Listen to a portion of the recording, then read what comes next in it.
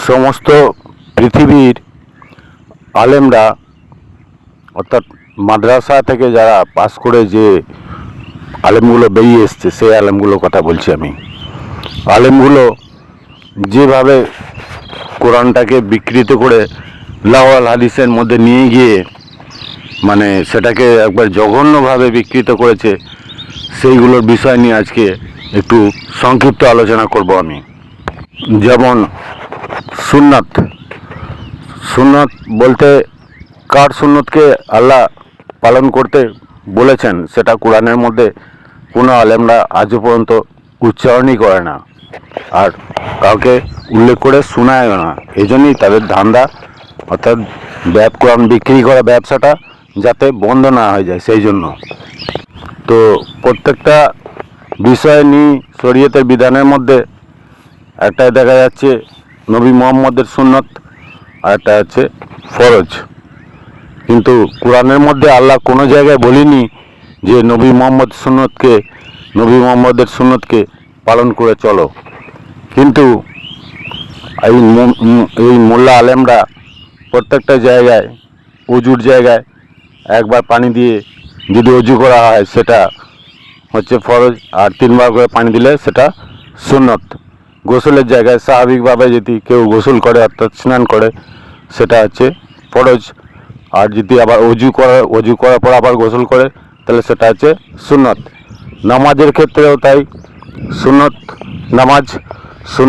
নামাজ আবার ফরজ নামাজ। আর হজের ক্ষেত্রেও সেই তাই, সুন্নত হজ আবার ফরজ হজ। আবার পুরুষ বাচ্চাদেরকে খতনা করতে গেলে সেখানেও সেই সুন্নতের খতনা।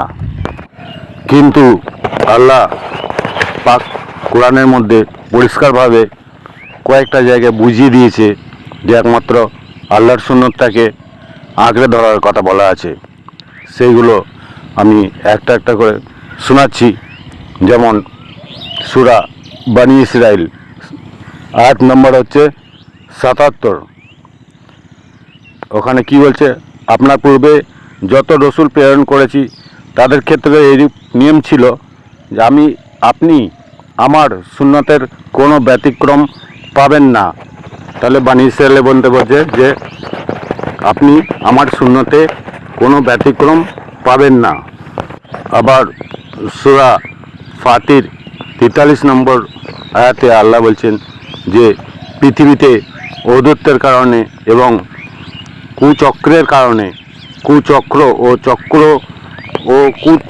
কুচক্রীদেরকে ঘিরে ধরে তারা কেবল পূর্ববর্তীদের দশা কি অপেক্ষা করছে।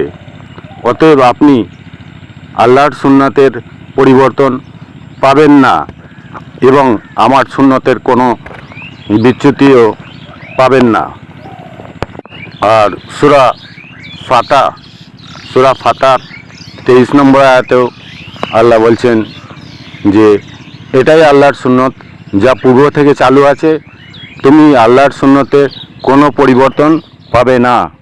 সূরা আহজাবে আল্লাহ বলছেন, অর্থাৎ আহজাব সূরার 62 নম্বর আয়াতে, যারা পূর্বে অতীত হয়ে গেছে তাদের ব্যাপারেও এটাই ছিল আল্লাহর সুন্নত, আপনি আল্লাহর সুন্নতে কখনো পরিবর্তন পাবেন না।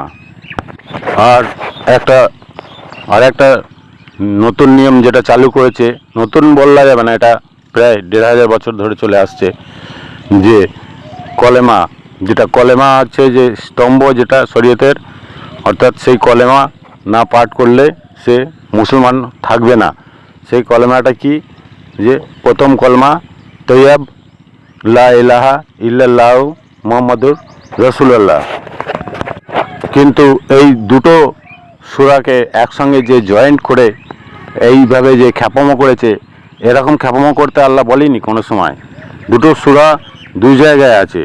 এটা হচ্ছে ফাতা সূরার 29 নম্বরে আছে, যেটা হচ্ছে মুহাম্মদ আল্লাহর রসুল, অর্থাৎ মুহাম্মাদুর রাসূলুল্লাহ। কিন্তু এখানে লা ইলাহা শব্দটা উচ্চারণ নেই, ওরা অন্য জায়গা থেকে নিয়ে এসে জয়েন্ট করে দিয়েছে। সেটা কোথা থেকে নিয়ে এসছে? সূরা সাফাতের 35 নম্বর আয়াতে লেখা আছে লা ইলাহা ইল্লাল্লাহ। আর সূরা মুহাম্মদেও 19 নম্বর আয়াতে লেখা আছে লা ইলাহা ইল্লাল্লাহ। আর সূরা নিসার 87 নম্বর আয়াতেও লেখা আছে যে লা ইলাহা ইল্লাল্লাহ। আর সূরা হুদ সূরার 14 নম্বর আয়াতেও লেখা আছে লা ইলাহা ইল্লাল্লাহ। আর সূরা নামাল 26 নম্বর আয়াতেও লেখা আছে লা ইলাহা ইল্লাল্লাহ। তাহলে এই যে পাগলামো বা খ্যাপামো করেছে যে লা ইলাহা ইল্লাল্লাহ, আমরা যদি নামাজ পড়তে পড়তে ধরুন সূরা কুল আউযু বিরাব্বিল নাস এটা পড়ে আবার যদি বলা হয় কুল আউযু বিরাব্বিল ফালাক, তাহলে কী হবে? বলবে এ ইমাম সাহেব পাগল হয়ে গেছে, একে বার করে দেওয়া হোক। আর ওই জায়গায় যে পাগলামি করেছে সেইগুলো কেউ আর খেয়াল করছে না। অতএব দুটো সূরার আয়াত একসঙ্গে কোনো সময় জয়েন করা যাবে না, জয়েন করে পড়াও যাবে না। সেটা ওরা জেনে শুনে এটা করেছে, ওদের মানে ব্যবসা যাতে লাভজনক হয় সেই জন্যে। এখানে আল্লাহ সাবধান করে দিয়েছে সূরা তাহরিমে 1 নম্বর আয়াতে, হে নবী, আল্লাহ আপনার জন্য যা হালাল করেছেন আপনি আপনার স্ত্রীগণকে খুশি করার জন্য তার নিজের জন্য হালাল করে রেখেছেন কেন? আল্লাহ ক্ষমাশীল দয়াময়। তাহলে আল্লাহ যেটাকে হারাম করে রেখে দিয়েছে সেটাকে তার স্ত্রীকে খুশি করার জন্য কেন হারাম করবে? আল্লাহ সূরা আন-নিসা 151 নম্বর আয়াতে বলছে প্রকৃতপক্ষে এরাই সত্য প্রত্যাখ্যানকারী, আর যারা সত্য প্রত্যাখ্যানকারী তাদের জন্য তৈরি করে রেখেছি আর জাহান্নামের অপমানজনক আযাব। আর এই মোল্লারা যে মসজিদে নামাজের সময় যতক্ষণ টাইম ব্যয় করে তার থেকে বেশি যারা নামাজ পড়তে যায় সেইগুলো তারা অনেক বেশি টাইম ব্যয় করে, যেগুলো হচ্ছে মুসল্লি, অর্থাৎ তারা ইমাম সাহেব মসজিদে প্রবেশ করার অনেক আগে থেকে এসে বসে থাকেন, হাজির হয়ে থাকেন। তাহলে আল্লাহ কোরআনে বলছে যে নামাজ জুমা 10 নম্বর আয়াতে বলছে যে আর যখন নামাজ সমাপ্ত হবে তখন তোমরা পৃথিবীতে ছড়িয়ে পড়ো এবং আল্লাহর অনুগ্রহের সন্ধান করো এবং আল্লাহকে বারবার স্মরণ করো যাতে তোমরা সফল কাম হতে পারো। তাহলে নামাজ শেষ হয়ে গেলে রুজির জন্য পৃথিবীতে ছড়িয়ে পড়ার কথা যেটা বলেছে ওটা শুধু মুসল্লিদের জন্য নয়, ইমাম সাহেবও তো নামাজ পড়ে, সেও তো কম টাইম কাটায়, মুসল্লিরা বেশি টাইম কাটায় মসজিদের মধ্যে। অতএব দুজনকারই নামাজ যখন শেষ হয়ে যাবে পৃথিবীতে রুজির সন্ধানে বেরিয়ে যাওয়ার কথা আল্লাহ কোরআনের মধ্যে উল্লেখ করে দিয়েছেন। আর এরা শুধু দেখছে যে যারা মুসল্লি তারা রুজির জন্য পৃথিবীতে ছড়িয়ে পড়বে, আর যে ইমাম সাহেব সে টুক করে ঘরের মধ্যে একটা আলাদা রুম থাকবে, সেখানে গিয়ে ঢুকে বসে বসে হয় মোবাইল ঘাঁটবে, নাহলে 4টি লোক জড়ো করে তাদের সঙ্গে মাসোয়ারা করবে, লাওয়াল হাদিসের শিক্ষা দান করতে থাকবে। আর যেটা নামাজ সেটা নামাজটা তো নামাজ নয়, সেটা হচ্ছে সলা। নিজের চরিত্রকে, প্রত্যেকের চরিত্রকে যেটা দিয়ে সোজা করা হয় সেটা হচ্ছে সলা। কিন্তু যে মসজিদে যাবে সে মসজিদটার মধ্যেও আল্লাহর সচেতনা থাকার প্রয়োজন আছে, এটাও কোরআনের আয়াত। তো মানুষেরা ওই জন্য আল্লাহ বলছে যে সূরা নিসার 42 নম্বর আয়াতে যে অবশ্যই মুনাফিকরা প্রতারণা করছে আল্লাহর সাথে, অথচ তারা নিজেরাই নিজেদের প্রতারিত করে। বস্তুত তারা যখন নামাজে দাঁড়ায় তখন দাঁড়ায় একান্ত শিথিলভাবে লোক দেখানোর জন্য, আর তারা আল্লাহকে অল্পই স্মরণ করে। সূরা তওবার 54 নম্বর আয়াতেও আল্লাহ বলছেন যে তারা নামাজে আসে অলসতার সাথে, সময় ব্যয় করে সংকুচিত মনে। তাহলে আনকাবুত সূরার 45 নম্বর আয়াতে যেটা আল্লাহ বলছেন যে আপনি আপনার প্রত্যাদিষ্ট কিতাব পাঠ করুন এবং নামাজ কায়েম করুন, নিশ্চয়ই নামাজ অশ্লীল আর গড়িত কাজ থেকে মানুষকে বিরত রাখে। তাহলে অশ্লীল আর যে গড়িত কাজ থেকে বিরত রাখে সেটা হচ্ছে তার চরিত্রকে সোজা করে। তাহলে ওই প্রকৃত নামাজ পড়তে হবে, আর যদি তা না পড়তে পারে তাহলে নামাজে যাওয়াটা ফালতু। ওই জন্য আল্লাহ শুআরা বলে একটা সূরা আছে 219 নম্বর আয়াতে আল্লাহ বলছেন যে নামাজিদের সাথে ওঠা বসা করুন, নামাজিদের সঙ্গে উঠা বসা করার কথা নির্দেশ দিয়ে দিয়েছেন। কিন্তু ওই ভণ্ড নামাজিদের সঙ্গে নয়, যারা ভণ্ডামি করে, ভণ্ড নামাজি পড়ে, নামাজ পড়ছে অথচ পাপ করছে, নামাজ পড়ছে আবার পাপ করছে, ওদের সঙ্গে ওঠা বসা করার কথা বলছে না। যারা গরিত কাজ থেকে যাদের নামাজ দূরে রাখে এবং অশ্লীল কাজ থেকে যে নামাজ দূরে রাখে, সেই নামাজ যারা পড়ে সেই নামাজিদের সঙ্গে উঠা বসা করার কথা আল্লাহ নির্দেশ দিচ্ছেন। তাহলে এই যে সুন্নত নামাজগুলো নবী মোহাম্মদের নামে যে নামাজগুলো পড়ছে, আল্লাহ তো এরকম কথা বলিনি। সূরা আনকাবুতের 2 নম্বর আয়াতে আল্লাহ বলছেন, অতএব আপনি আপনার কর্তার উদ্দেশ্যে নামাজ পড়ুন। তাহলে আল্লাহ স্বয়ং কোরআনের মধ্যে বলছে যে আপনি আপনার পালনকর্তা অর্থাৎ রবের উদ্দেশ্যে নামাজ পড়ুন না। এরা কার উদ্দেশ্যে নামাজ পড়ছে? নবী মোহাম্মদের উদ্দেশ্যে। অর্থাৎ নবী মোহাম্মদ হচ্ছে যে আল্লাহর আব্দ অর্থাৎ আল্লাহর বান্দা, সে বান্দার উদ্দেশ্যে সুন্নত পালন করছে। কিন্তু কোরআনে যে সুন্নতগুলো লেখা আছে সেই সুন্নতগুলোকে ওরা ওই আলেমরা মানে মাদ্রাসার আলেমরা কোনো দিনই উচ্চারণ করে না আর মানুষের কানে পৌঁছায় না। এই জন্যই তাদের ব্যবসা লাভজনক হবে না, তাদের ব্যবসায় ঘাটা পড়ে যাবে। সেই জন্য আল্লাহ সূরা মুদাসসিরের 41 নম্বর আয়াত থেকে 43 নম্বর আয়াতে বলছেন যে তারা থাকবে জান্নাতে, তারা পরস্পরকে জিজ্ঞাসাবাদ করবে অপরাধীদের সম্পর্কে অর্থাৎ জাহান্নামীদের সম্পর্কে, যারা গুনাহ করেছে, যে কিসে তোমাদের জাহান্নামে নিয়ে গেছে, কিসে তোমাদের জাহান্নামে নিয়ে গেছে। তখন সেই জাহান্নামীরা কি উত্তর দেবে? তারা বলবে, সেই জাহান্নামীরা অর্থাৎ সূরা মুদাসসিরের 43 নম্বর আয়াতে এই জাহান্নামীরা উত্তর দেবে যে তারা বলবে যে আমরা নামাজীদের মধ্যে সামিল ছিলাম না। তো আল্লাহ সূরা কাহাফে 26 নম্বর আয়াতে বলছেন যে তিনি কাউকে নিজ কর্তৃত্বে শরিক করেন না। তাহলে এখানে মানুষ কেন শরিক করছে এইগুলো তো আমার মাথায় আসে না। মানুষ কেন শরিক করছে এইগুলো একদম যাকে বলে মূর্খের জাহেলের মতো, যেগুলো শরিক করে বসে থাকছে আল্লাহকে ছেড়ে দিয়ে, যে আল্লাহর সুন্নত ছেড়ে দিয়ে আল্লাহর বান্দার সুন্নত পালন করে চলে যাচ্ছে, জীবন ধরে সারা লাইফ টাইম ধরে এই যে ভুলগুলো করছে, এদের গুনাহগারের জাহান্নামে যাবার ভয়পন্ত তাদের মনের ভেতরে একটুও থাকে না। আর একটা বিষয় যেটা হচ্ছে হিজরি সন, সেটা কবে থেকে চালু হয়েছে? সেটা হচ্ছে ইসলামী অর্থাৎ চন্দ্র পঞ্জিকার ব্যবহারিক পঞ্জিকার সাল। আর যে প্রথম যখন বছর শুরু হয় তখন হচ্ছে 622 খ্রিস্টাব্দে। আর ইসলামী নববর্ষের দিন থেকে এই হিজরি সনের প্রথম বছরের মোহাম্মদ ও তার সাহাবীদের মক্কা থেকে অর্থাৎ মক্কা থেকে যে তার সাহাবীদের সঙ্গে নিয়ে ইয়াসরিবে যখন দেশান্তরিত হন, অর্থাৎ মক্কা থেকে মদিনার মধ্যে যখন চলে যায়, সেই ঘটনাটি ইসলামের পরিভাষায় হিজরি নামে পরিচালিত হয়। অর্থাৎ নবী মোহাম্মদ তার সাহাবীদের সঙ্গে নিয়ে যখন মক্কা থেকে ইয়াসরিবে অর্থাৎ ইয়াসরিব যেটা যখন বর্তমানে যেটাকে মদিনা বলা হয়, সেই মদিনায় যখন পৌঁছায় তখন থেকে প্রথম হিজরি সাল এবং 1 তারিখ শুরু হয়।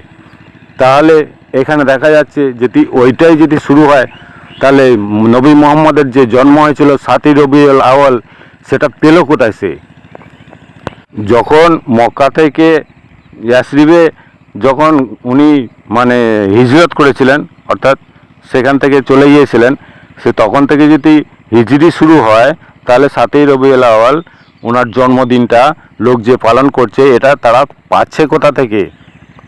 আর কোরআনে লেখা আছে যে জান্নাতীরা জান্নাতেও ততদিন থাকবে যতদিন আকাশমণ্ডলী আর পৃথিবীর মাটি ধরতি বর্তমান থাকবে, ততদিন পর্যন্ত জান্নাতীরা জান্নাতে থাকবে, এবং জাহান্নামীরা জাহান্নামে ততদিন থাকবে যতদিন আকাশমণ্ডলী আর পৃথিবী বর্তমান থাকবে। তাহলে পৃথিবী কোনোদিনই ধ্বংস হবে না। কিন্তু ওরা পুনর্জন্মটাকে রদ করার জন্য এখানে একটা ফালতু যে মোহাম্মদ সাল্লাল্লাহু আলাইহি সাল্লাম উনার সুন্নত পালন যদি না করা হয়, উনি সাফায়াত করবেন না অর্থাৎ সুপারিশ করবে না, এই উদ্দেশ্যে পুনর্জন্মটাকে একদম রিজেক্ট করে দিয়েছেন। কিন্তু পুনর্জন্ম 150 অধিক জায়গায় লেখা আছে, আমি একটা করে বলে দিতে পারি। 150 অধিক জায়গায় পুনর্জন্ম যদি না মানে সে জাহান্নামী এরকম লেখা আছে। কোরআনের মধ্যেও লেখা আছে যে মানবে না সে জাহান্নামী। আল্লাহ বলছে আমি তার পুনরায় তার শরীরকে গঠন করতে সক্ষম, এমনকি আঙুলের অগ্রভাগে যে একটা ছোট গ্রন্থি আছে, যেটা আঙুলের ছাপ দিয়ে, যেটা টিপ দিয়ে আঙুলের যেটা আধার লিঙ্ক করলে যেটাকে সমস্ত তার মানে পরিচয়পত্র যেটা পাওয়া যায়, তার বাড়ি কোথায়, তার বাবার নাম কি, ছেলের নাম কি, কোন জায়গায় বাড়ি ছিল, সে আধার লিঙ্ক পাওয়া যায় টিপ দিলে। যে আধার লিঙ্কে কারোর সঙ্গে কারোর পৃথিবীতে মিল হবে না, সেটাকে পর্যন্ত পুনরায় তৈরি করতে সক্ষম। আর তারা শক্ত থেকে শক্ত কসম খেয়ে বলবে যে আমরা মোড়ায় হার মাটি হয়ে যাব, আমরা আর পুনরুত্থিত হব না। কিন্তু আল্লাহ বলছে আমি আমার দ্বারা এটা সম্ভব, আমি এটা করেই ছাড়বো। যে না মানবে তাকে জাহান্নামের মধ্যে ছুঁড়ে ফেলে দেওয়া হবে। তো ওদের লাওয়াল হাদিসের মধ্যে এটাও বলা আছে যে পৃথিবী যখন ধ্বংস হয়ে যাবে, মাদুরের মতো যখন গুটিয়ে নিয়ে চলে আসবে, তো এগুলো তো গেঁজাগড়ি কথা। যদি তাই হয়, যদি মাদুরের মতো ধ্বংস হয়ে যায়, যদি গুটিয়ে নিয়ে চলে যায়, তখন নবী মোহাম্মদ সেজদায় পড়ে যাবে যে আমার উম্মত এখানে জাহান্নামের মধ্যে নিক্ষেপ করা হচ্ছে, জান্নাতে কেন নিয়ে যাওয়া হচ্ছে না। তখন আল্লাহ জিজ্ঞেস করবে তুমি তো বেকসুর জান্নাতি, তুমি কেন সেজদায় পড়ে আছো। সে তখন বলবে যে আমার উম্মতেরা জাহান্নামী বলে ডিক্লেয়ার হয়ে গেছে, সেই জন্য আমি সেজদায় পড়ে গেছি। ওদের যতক্ষণ না জান্নাতে নিয়ে যাওয়া হবে ততক্ষণ আমি সেজদা থেকে মাথা তুলবো না। তখন আল্লাহ নবীকে প্রশ্ন করবে যে তুমি তোমার উম্মত, যাদের কাছে উম্মত বলছো, ওদের কাছে জিজ্ঞাসা করে দেখো যে ওরা কার বিধিবিধান মেনে চলেছিল সারা জীবনে, পৃথিবীতে কার বিধিবিধান মেনে চলেছিল। তখন নবী মোহাম্মদ একটা একটা করে জিজ্ঞেস করবে যে তোমরা পৃথিবীতে কি করেছিলে। তখন তারা বলবে যে আমরা 5 ওয়াক্ত নামাজ পড়েছিলাম। আল্লাহর নবী তখন বলবে আমি তো বিনা নামাজে আমি নবীয়ত পেয়েছিলাম, 5 ওয়াক্ত নামাজ আমি পড়েছি। আবু বকর সিদ্দিকের হাদিসটা পড়ে দেখো, আমার ইতিহাসে কোথাও 5 ওয়াক্ত নামাজের কথা লেখা আছে? নেই। রোজা রাখা, যেটা পাকস্থলীর রোজা, সারাদিন পাকস্থলীর রোজা রাখার কথা বলা আছে, সেটাও বলবে না, ওটা তো রাত্রিতে রোজা, রাত্রির বিষয়টা সম্পূর্ণ আলাদা। এটা আমি পরে ভিডিওতে ভাঙবো ইনশাল্লাহ, আশা করি। তো সেই রোজা রাখার কথা বলবে। তাছাড়াও আরও বিভিন্ন বিষয়, যেগুলো খতনার বিষয়টা বলবে না, এগুলো তো আমি বলিনি। আর ঈদ উল ফিতর, এটাও তো আমি বলিনি। ঈদ উল ফিতরের দিনে ওরা বলে যে 1 মাস প্রকৃতভাবে সঠিকভাবে রোজা রাখতে পারবে, আল্লাহ স্বয়ং নিজে আকাশ থেকে নেমে এসে সে নিজের হাতে সেই রোজার যে পুণ্যের প্রতিফল, সে আল্লাহর যে নেকি, সেই নেকিটা নিজে হাতে দেবে। তাহলে যদি তাই হয়, তাহলে আল্লাহর সঙ্গে তো দর্শন হয়ে যাবে। এটা কোনোদিনই সম্ভব নয়, এগুলো গেঁজাগড়ি কথা। আল্লাহ যদি নিজে হাতে আকাশ থেকে নেমে এসে রোজার যে মানে পুণ্যের ফলটা নিজে হাতে যদি দেয়, তাহলে আল্লাহকে তো দেখে ফেলবে সে। কেউ আজ পর্যন্ত দেখেছে? এটা দেখেনি। এগুলো গেঁজাগড়ি কথা। এরপরেও যতগুলো বিধিবিধান মেনে চলেছে লাওয়াল হাদিসের, সবগুলি তখন বলবে এগুলো তো আমি বলিনি তো কে বলেছে? তাহলে তুমি তোমার মৃত্যুর পরে 300 বছর পর যেগুলো আলেমরা যেগুলোকে মানে তৈরি করেছিল, আমি তো যেগুলো তৈরি করেছিলাম সেগুলো পুড়িয়ে ফেলেছিলাম অ্যাকচুয়ালি। কিন্তু আলেমরা আবার আবার নতুন করে যেগুলো তৈরি করেছিল গেঁজাখড়ি হাদিস, লাওয়াল হাদিস, সেইগুলোকে তারা আলেমরা যেগুলো তৈরি করেছে সেইগুলোকে তারা মেনে চলেছে। এগুলো তখন আল্লাহ নবী বলবে এগুলো আমার এইগুলো নীতি নয়, আমি এগুলো ওদের আদেশ করিনি। তাহলে আল্লাহ বলবে এইগুলো কার উম্মত?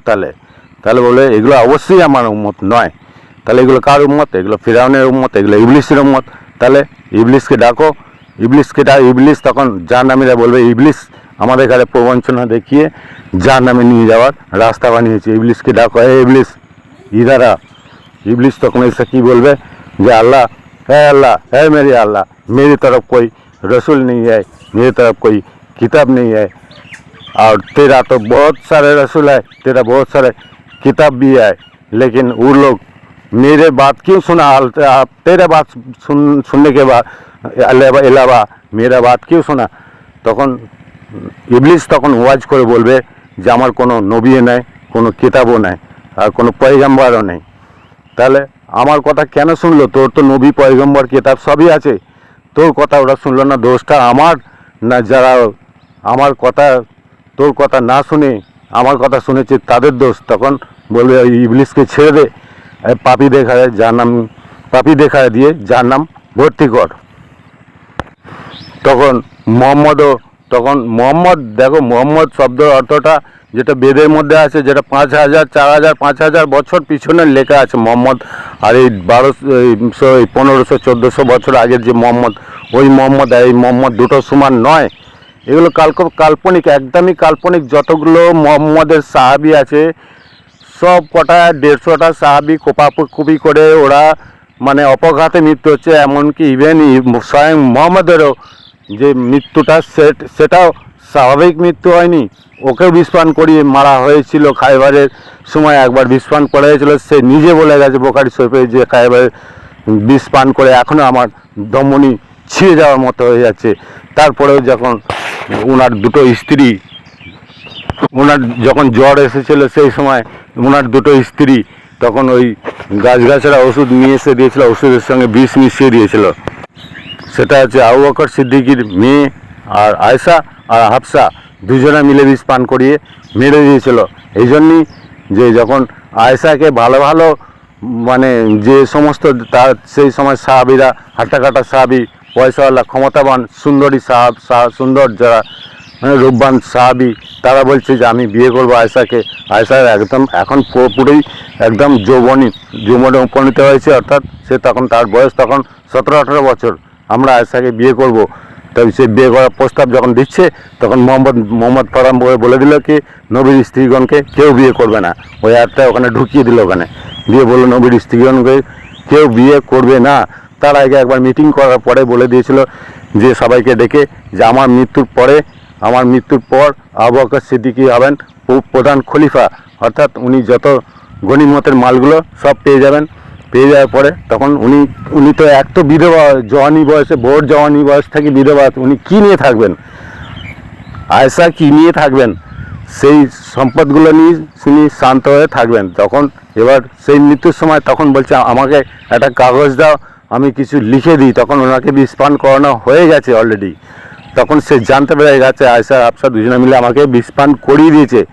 তখন বলছে যে আমাকে একটা কাগজ দাও, আমি কিছু লিখে দিই। তখন আবু বকর সিদ্দিকী বুঝতে পারলেন যে এখানে ডালমে কুচ কালা হয়। তখন ওই আমার নামে করবে না, অন্য কারোর নামে করবে, অর্থাৎ আমার মেয়ে যে যন্ত্রণা সেই যন্ত্রণায় ভোগ করবে। আমার মেয়ে কমসে কম গনিমতের মালটাকে নিয়েও সে সবল করে থাকতে পারবে, কাটাতে পারবে, গুজারাটা করতে পারবে, সে নিজের আপনার জিন্দগি গুজারা কাট সকে। কিন্তু যখন দেখলো যে একটা কাগজ দাও, সে যদি উম্মি হয় সে তখন কাগজ চাইবে কেন, যে আমি কিছু লিখে দিই। সে যদি উম্মি হবে তাহলে সে এখন কাগজ আর পেন চাইবে কেন? সে তো বলছে যে লিখে দিই আমি কিছু। কিন্তু এরা বললো, আবু বকর সিদ্দিকী বললো যে আপনি অসুস্থ, আপনাকে কিছু লেখা দেওয়ার দরকার নেই, আমাদের কাছে কোরআন আছে, আমাদের কাছে কোরআনই যথেষ্ট। হ্যাঁ, আর কোরআন নিয়ে আমরা আমাদের জীবন অতিবাহিত করে নেব। অ্যাকচুয়ালি না নবী মোহাম্মদ বলে কোনো ব্যক্তি ছিল, না তাদের যত সাহাবী ছিল, এগুলো সব কাল্পনিক, এগুলো সবটাই কাল্পনিক, টোটালটাই কাল্পনিক। কোরআনের মধ্যেও কোরআনের যে গল্পগুলো আছে, যে সমস্ত ইতিহাসগুলো আছে, ওগুলো কাল্পনিক, এর আগের ভিডিওতে আমি বলে দিয়েছি। আর হাদিসের যেগুলো আছে টোটালটাই কাল্পনিক, কিন্তু এরা বাস্তবভাবে মেনে একটা কাল্পনিক জিনিসগুলোকে মানে কল্পনা করে সেগুলোকে মেনে চলেছে বা চলাচ্ছে। সবাইকে এই মাথায় টুপি পরাচ্ছে, সুন্নত পালন করো, গোরঘাটের ওপরে কাপড় না তুলে নবীর সাফায়াত করবে না। আরে আল্লাহ তো বলে দিয়েছে কারো সাফায়াত গ্রহণযোগ্য হবে না, বলে দিয়েছে তো এটা কোরআনের মধ্যে। তারপরে এই কথাটা আসছে কি করে? সে কি সাফায়াত করবে? সে তো কোনো ব্যক্তিই ছিল না, অদৃশ্য, সে তো একজন অদৃশ্য অলৌকিক ছিল, এগুলো কাল্পনিক ঘটনা। সে কি করে, সে মানুষটাই নেই। নবী মোহাম্মদ মোস্তফা, আর শুধু মোহাম্মদ শব্দের অর্থটা কি? মোহাম্মদ শব্দের অর্থ হচ্ছে যে আল্লাহর প্রশংসিত বান্দা। সেটা কে? আল্লাহ গোটা কোরআনের 6666টা আয়াতের মধ্যে একমাত্র ইউনুসের যে সম্প্রদায় তাদেরই প্রশংসা করেছে, আর বাকি কাউকে প্রশংসা করেনি, কোনো সম্প্রদায়কে প্রশংসা করেনি। তাহলে ইউনুস যে সম্প্রদায়, সেগুলো হচ্ছে মোহাম্মদ, অর্থাৎ আল্লাহর প্রশংসিত বান্দা বৃন্দ, অর্থাৎ বহু বচন হয়ে যাচ্ছে, ওটা একজনকে বোঝাচ্ছে না, সেগুলো বহু বচন। সেটা হচ্ছে ইউনুসের সম্প্রদায়। আর মোহাম্মদ শব্দটা হচ্ছে আল্লাহ যাকে প্রশংসা করবেন, অর্থাৎ ইউনুসের সম্প্রদায়কে আল্লাহ প্রশংসা করেছেন, এরাই হচ্ছে মোহাম্মদ। আর যে মুতালেব ওনার দাদুর কাহিনী তো মানে জঘন্য কাহিনী, যেটাকে বলা হয় একই মানে বিয়ের মণ্ডপের মধ্যে দু বোনকে বিয়ে করেছিল, যেটা আবদুল্লাহর বউ সে আমিনা, আর মোহাম্মদের বাপ যে মা সে আমিনার যে দিদি তাকে বিয়ে করেছিল একই সঙ্গে। আবদুল্লাহ এবার কিছুদিন মারা যাওয়ার পরে তারপরে সে 4 বছর পরে মোতালেবের একটা ছেলে পুলে হয়েছে, মারা যাওয়ার 4 বছর পরে হয়েছে এই হাদিসটা।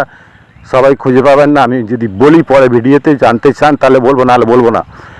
4 বছর পরে সে মোতালেব আবদুল্লাহর মৃত্যু 4 বছর পরে কি করে বাচ্চা হতে পারে? একটা বাচ্চা মায়ের পেটে 4 বছর কোনো সময় থাকে না, একবার 9 মাস 10 দিনের বেশি থাকে না।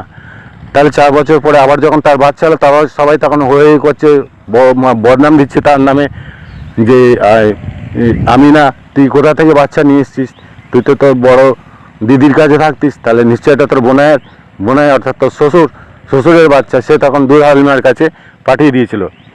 তো এগুলো সব গেঁজাখড়ি গল্প। যাই হোক, তো গল্পগুলো তবুও আমার বলতে বাধ্য হতে হচ্ছে যাতে করে বুঝতে পারেন আপনারা।